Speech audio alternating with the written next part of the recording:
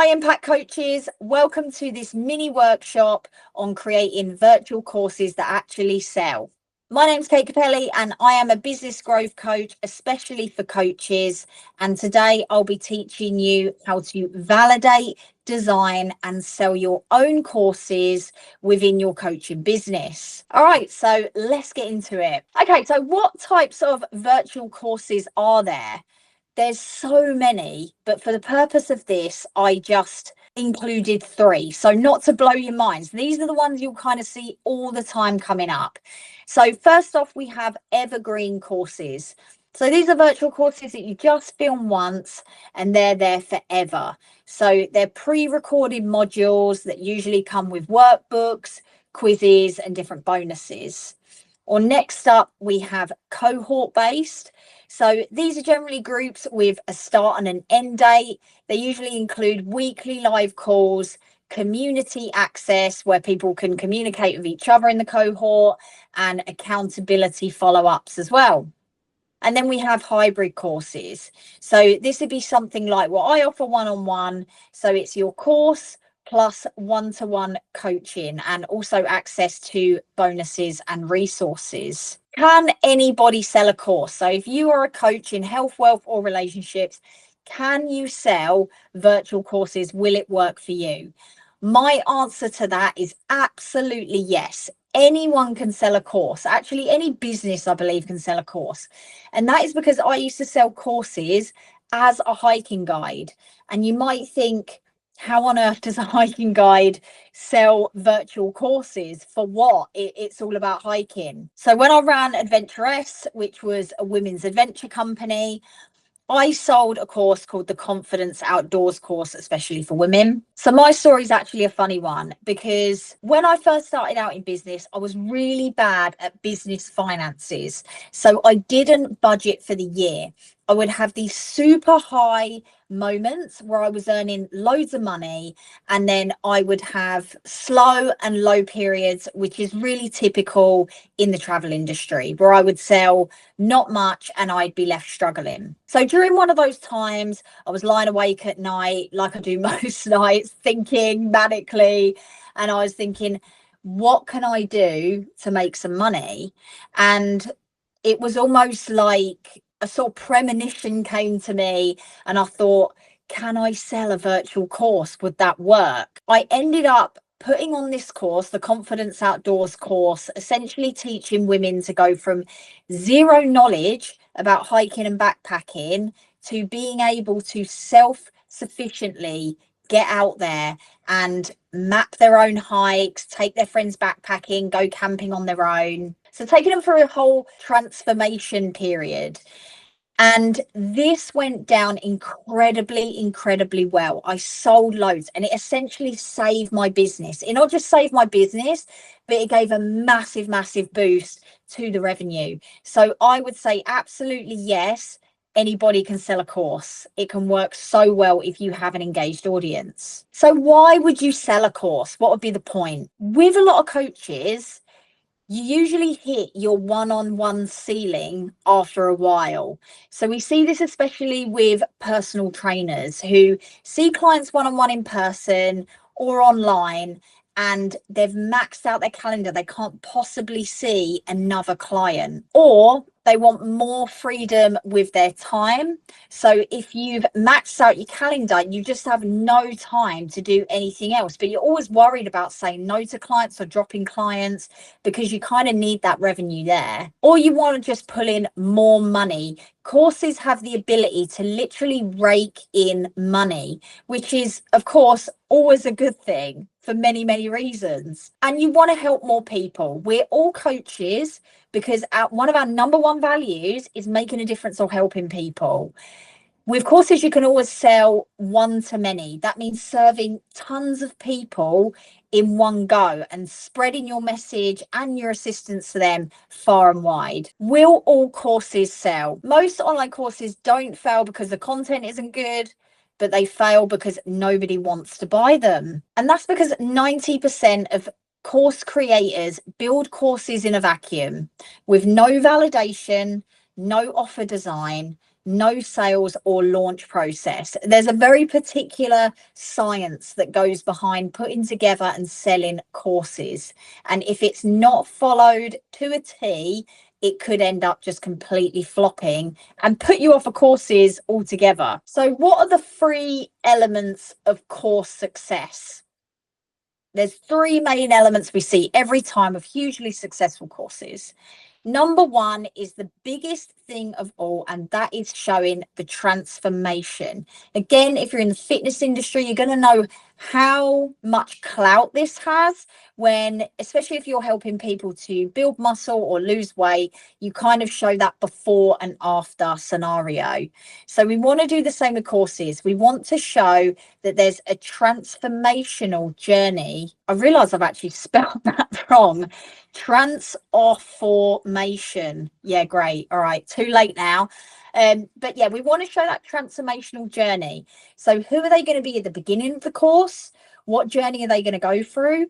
And then at the end, what kind of transformation will have happened when they come out the other end of your course? Number 2 of the 3 elements is the likelihood of success. What is the likelihood of achievement here?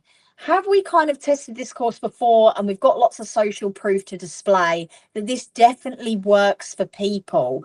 This can make a huge impact on the health, wealth, or relationships with these people, whatever it is that you sell. Number 3 is the time taken. How long will it take them to achieve said result? How long will a course take? Is it 2 months, 3 months? Is it 6 weeks? Is it 30-day challenge? What is it? So I've just got some examples here of different types of courses. So 6-week stress reset for career professionals, couples communication cure, 7 disciplines to attract wealth in 7 weeks. So in these different headings, using these words like stress reset in 6 weeks, communication cure, attract wealth in 7 weeks, it starts to build a picture in the client's mind about what will happen and how long it will take. So I just wanted to give an example here of a relationship coach who built his empire by selling these virtual courses. So that's Matthew Hussey. He started out as a life coach in his teens, and then he was a relationship coach specifically for men, and then he transitioned to women to help the female species understand the male species, which is definitely needed, I guess. This guy now sits on an empire. He's extremely wealthy through utilizing things like virtual courses. Most of the top coaches sell courses of some sort. It's one of their huge revenue streams. And I always know when I come across a coach's profile, I usually know if they're working with a business coach or how far along they are in their journey, because 9 times out of 10, they are being savvy with that extra revenue stream, which is selling virtual courses. So when I went on Matthew's YouTube channel just now, I saw that he is running a live 30 days confidence challenge. I'm guessing just from the title, if I followed this along, I would be more confident in 30 days. He said something like giving you action steps every day. That's just a free challenge. And I can guarantee at the end of the free challenge, he will try to sign you up to some sort of high ticket course that you'll be enrolled into, which will probably have an even bigger impact. So one of the steps you need to take before you even think of creating a course is validation before creation. This is what 90% of people or coaches will not do.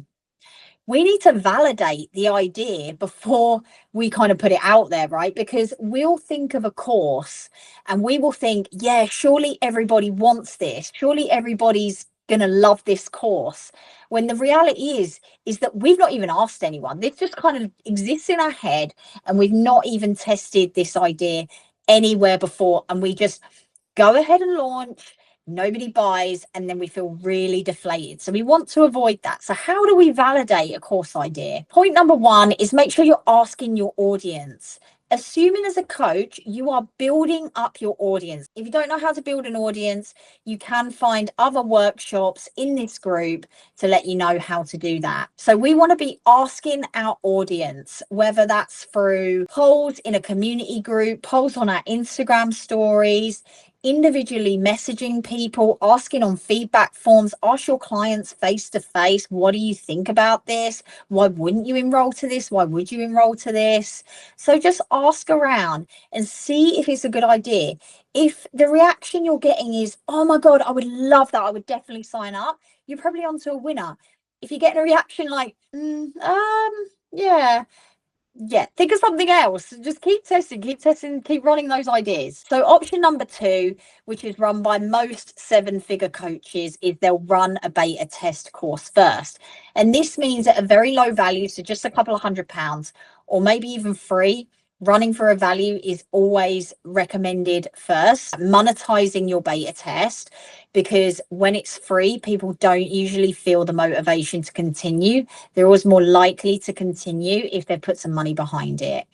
So running your beta test, so week 1, you will deliver a lesson and you will receive feedback. Was it good? Was it bad? What questions come up? Based on what questions come up, you will then spend the week designing the second lesson. So you're designing on the go to see what people really want. We don't assume we know exactly what people will want and design the entire course. And then, come week 2, people on the course are kind of like, I didn't really need to know that. And then you think, oh my God, I wasted so much time designing that entire course. So run a beta test course first and see what people actually want when they're on it. Thirdly, you could release a wait list. So this is putting out a sales page with the course on and seeing if people actually will sign up to a wait list because they're keen to jump on it before it is released. Or you can throw £100 at a meta ad, run the ad and see if people actually want to enroll. If you have not that many people interested, it's like, okay, maybe I need to go back to the drawing board and think about this course a bit more, or am I even showing this to the right people? I would say the top 2 are probably the better option rather than running a wait list. So when you're designing your course, you want to design it around the wins that will happen for the person taking part in this course. So just for an example, I'm using a nervous system reset. I hear nervous system all the time now. It's like a buzzword. It makes me think about my own nervous system. So you're going to design the course around these wins. So for example, with this particular course, week 1, when you take part in this nervous system reset course, you will understand your nervous system inside out and be able to map your own triggers after week 1. So that's kind of giving some promise 1 week into the course. So the person signing up might think, I didn't even know I had nervous system triggers. I'd love to know what that's about, so I'll probably sign up. So showing them the win they're going to get, even right at the very beginning. Week number 2, build your daily regulation toolkit, giving them something that they can use going forward. Week number 3, learn how to discharge stored stress and create new responses. Yesterday, I was really stressing out with Loom. And if I ever found a course like this, I'd probably need to sign up so I can create new responses that isn't screaming into a pillow. Loom is a screen recording software. Week number 4, build long-term resilience and future-proof your nervous system. So you can see there's a win every week. So we're always trying to sell the wins. We're not just saying know your nervous system. It's not practical. We're not practically telling them what happens inside there. We're telling them the wins. What are they actually going to walk away with that they can use going forward in their lives? Always highlight the before, during, and after the journey.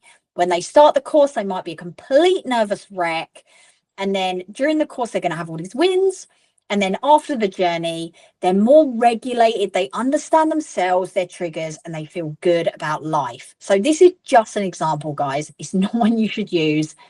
I made this up, okay? So, this isn't a real thing. Might be somewhere. So as an example, here is my own program, Purpose with Profit, that I run coaches through one-on-one, and that is 8 sessions to mastering, attracting aligned clients on demand whilst making a huge impact. It's a full 360 of marketing and sales to understand everything about how to grow your coaching business to the point of delegation. So how do you get people onto your course? So to sell any virtual product, usually you're going to need a sales funnel, which looks a little bit like this. So people start at the top of the funnel, and this is the awareness of you. So they've come across your social media, your YouTube, the poster of you in the gym, whatever, they've somehow found out about you.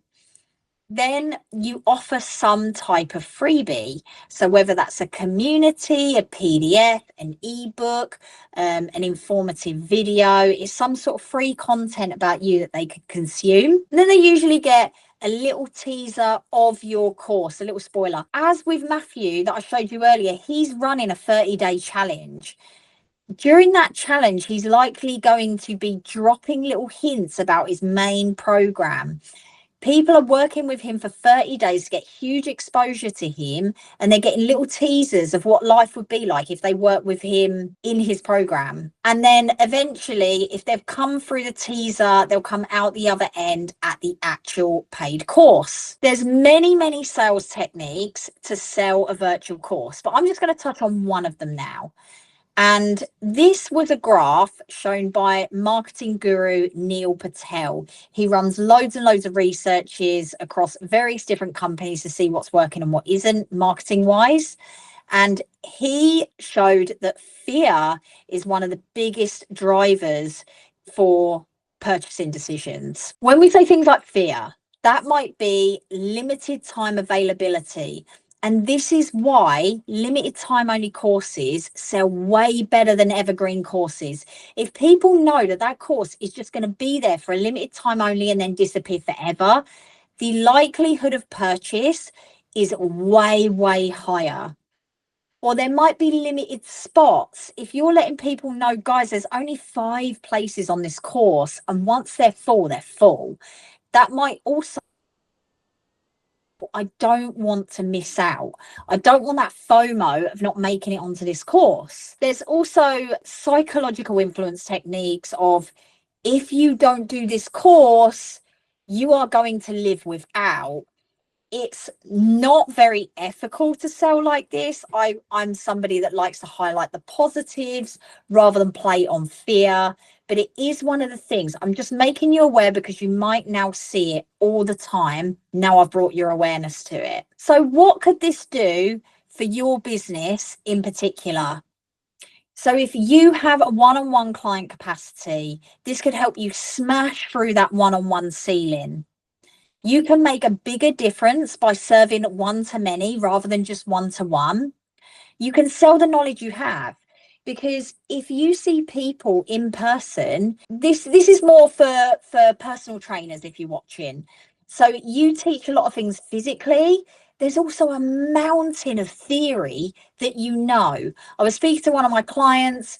They teach a lot of Olympic weightlifting. Well, imagine the vast amount of theory knowledge they know about weightlifting that they can deliver in a virtual capacity to many people who want to enter that world. You can also earn more to help more. The more money you make, the more people you can help, because the more your business and your company will grow, and you have more capacity to reach more people, because we are driven by helping people. You can join the top people in your industry, because those at the top of the industry are very likely selling virtual products or virtual courses. So it can really boost your authority in whichever coaching industry that you're in. It can also buy you more freedom. So imagine if your virtual courses started doing so well that you can actually take a couple of days off a week where you don't need to see clients one-on-one anymore, because you have that revenue there, you have that money. So you can actually sit back a bit and breathe, because you know it's bringing in the kashish. So if a lot of this made sense to you and you think, oh, I'd like to start building my own virtual courses, add that extra revenue stream, buy some more freedom, after this, my recommendation would be to brainstorm your own course. Just put down on a piece of paper what wins you would like your clients to achieve, what particular subject, and the more niche the better here rather than super broad. So maybe something a bit different that nobody else is offering. You can map out the wins, like I said, and then you can highlight the transformation. Where will the person start? What is the journey they're going to go on with you? And where will they come out on the other side? If you're confused about all of this, do feel free to book in a free call with me. As a member of the Impact Coach Collective, you do get a free 30-minute call. So if you haven't done that already and you'd like to book me in for a free 30 minutes to talk about this particular subject, I would be more than happy. Okay, so thanks for tuning in. I hope you found this super useful and I look forward to seeing you in the next video.